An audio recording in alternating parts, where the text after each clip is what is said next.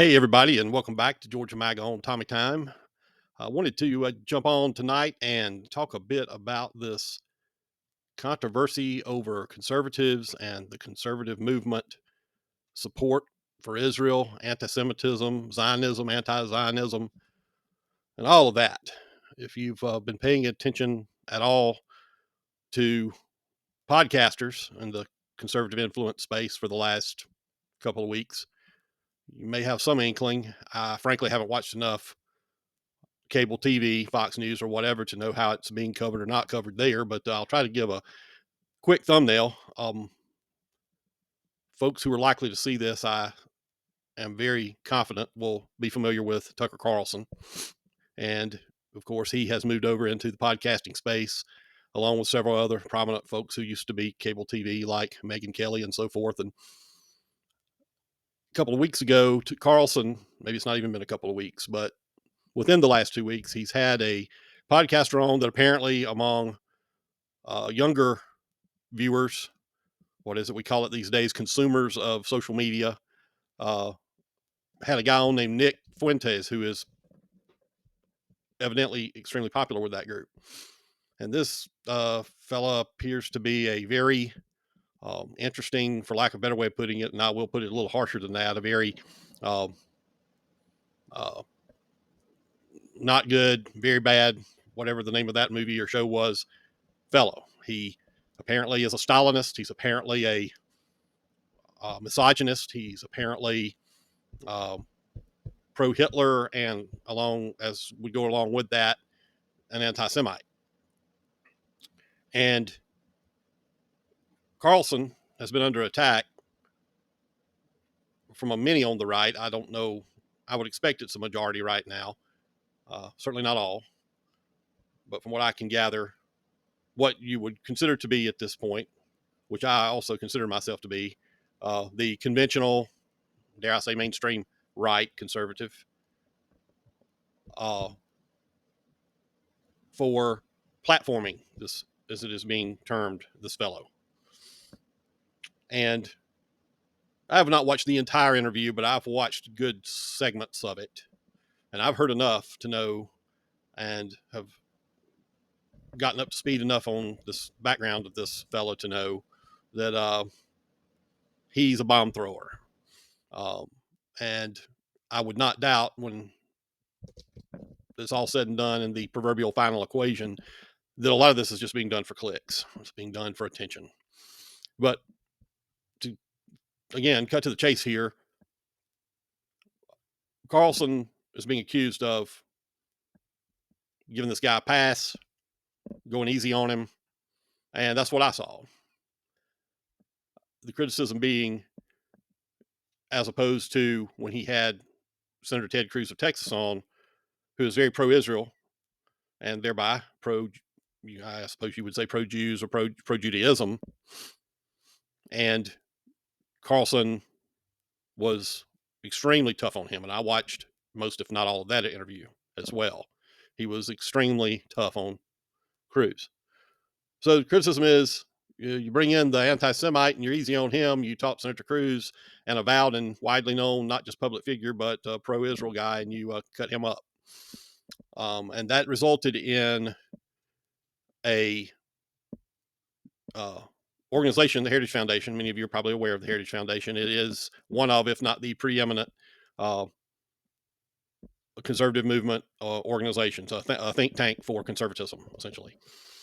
Basically, its job is, for lack of a better way of putting it, maintaining the conservative brand name. So the president of Heritage, Kevin Roberts, goes out and makes a video and essentially says in it, we have no problem with Tucker and his interview of Nick Fuentes, regardless of Tucker conducting the interview in whatever fashion he did or anything that he said.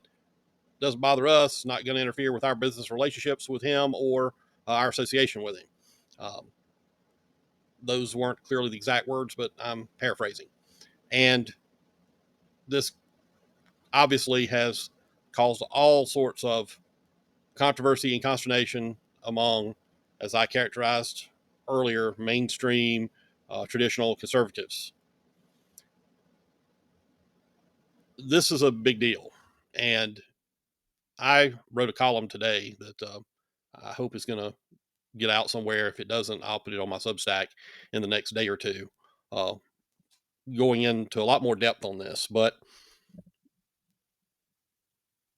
Israel, though a lot of people, particularly the quote unquote core MAGA supporters, don't want to hear this, is central to not just conservatism, but American government. And here's why: because we're a Judeo Christian country. The principles of the country flow from Judeo Christianity. Judaism came first. You can't have Christianity without Judaism.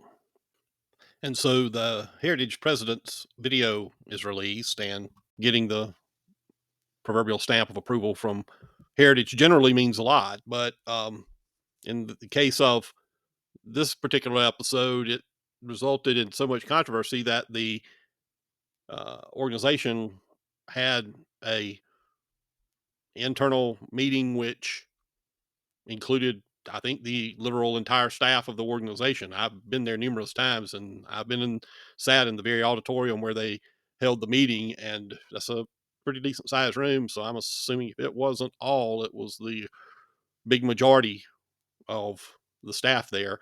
And I watched all of what was released, and it was pretty rough and tumble.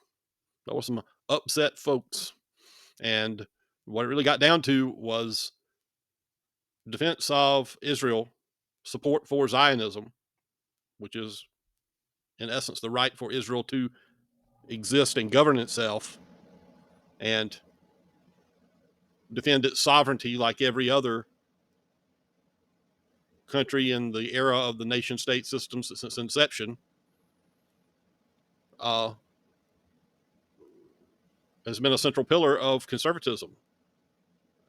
And now we're looking the other way when a prominent supporter or representative is a better word, of conservatism, purportedly, Carlson, platforms and gives a pass to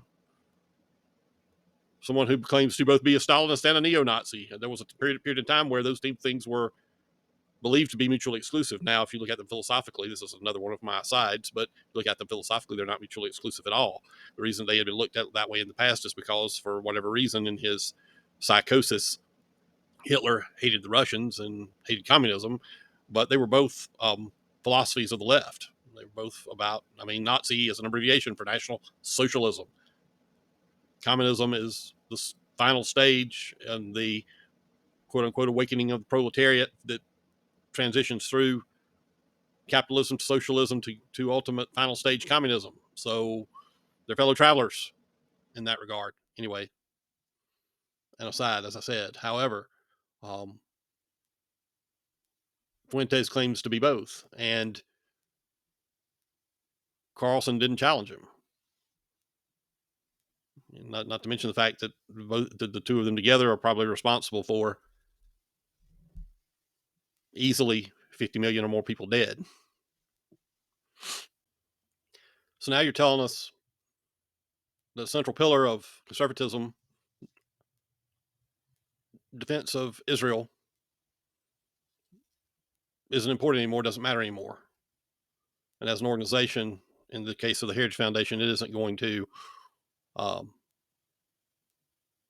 police others with which it associates with regard to that issue.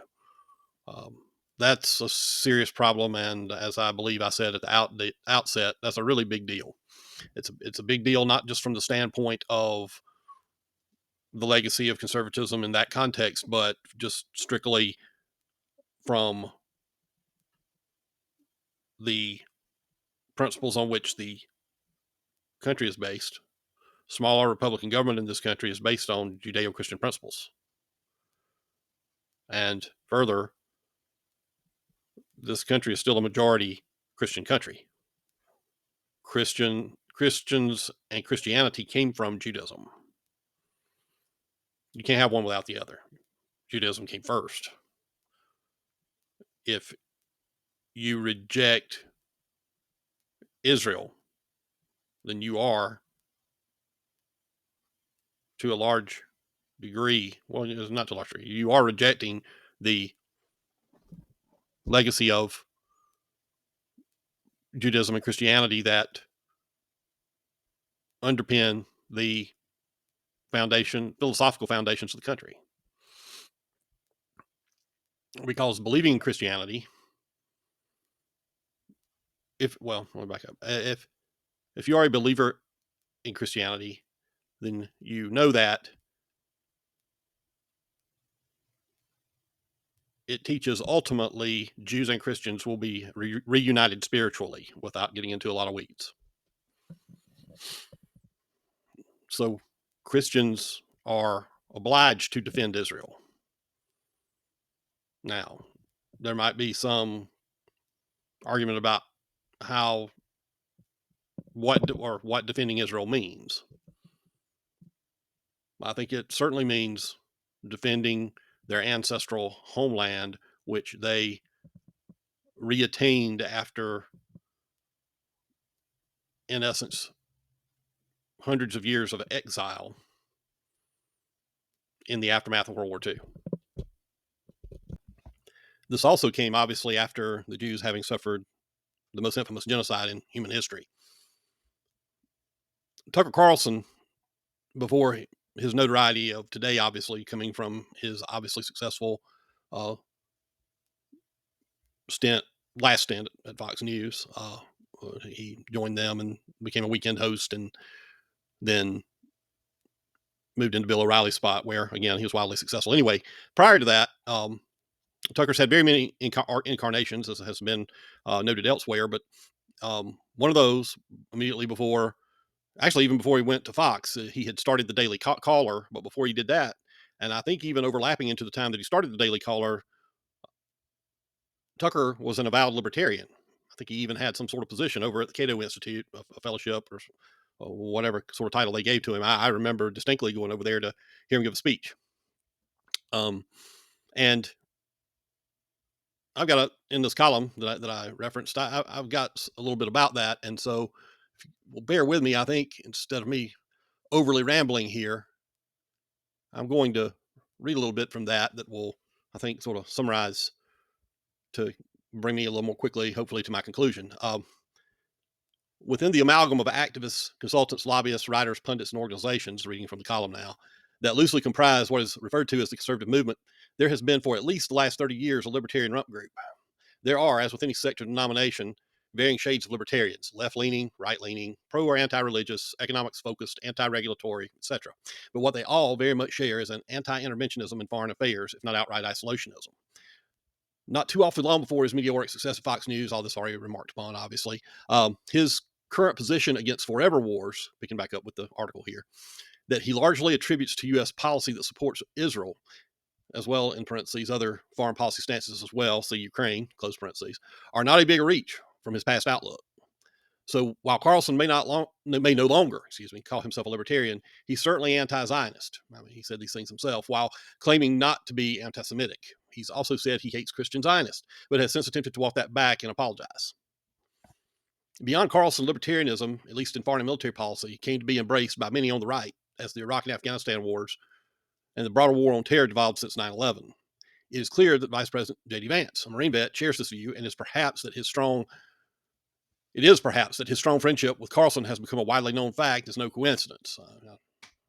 That's probably a more awkward way of just saying flat out, I think it's no coincidence at all. There's no coincidence. They're friends, and totally 100% nothing wrong with that in the spirit of Jerry Seinfeld or whatever. You don't begrudge anybody whatever kind of friends they want to have, insofar as, they're not, in the case of someone who's in a position of authority like J.D. Vance, not hurting the country.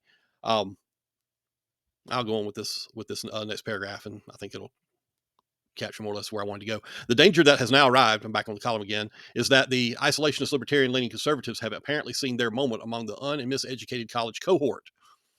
I say earlier in the column, I'm going to break off here just to explain in a little more shorthand here, about the meeting that I referred to earlier over at the Heritage Foundation, where one of the speakers was one of the younger staffers who actually called support for Israel Christian heresy, which directly not only contradicts my earlier explication of the direct, and relationship and inseparability of the two religions, philosophies, and faiths, but it also, again, another aside, is a reflection of how abjectly failed our education and, quite honestly, at this stage, probably most, if not the vast majority, of our religious institutions are.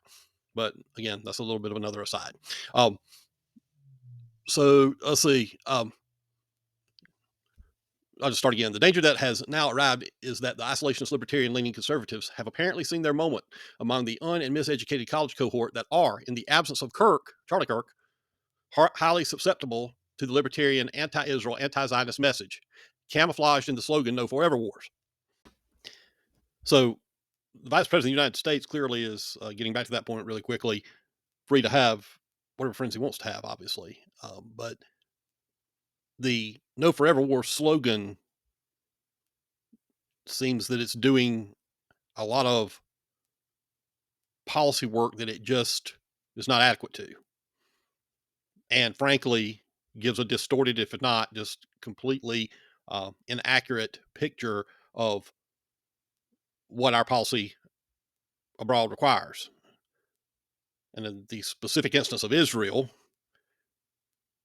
it's not that Israel is dragging the United States into a war. It's the fact that they're over there fighting off as the one reliable pluralistic democracy in the region that has been a staunch ally, not for not the least of which for not the least of which reason that to a large degree they owe their existence to us after the end of World War II. Not entirely, but if it had not been for the United States, they certainly would not have been able to establish themselves. That's for certain.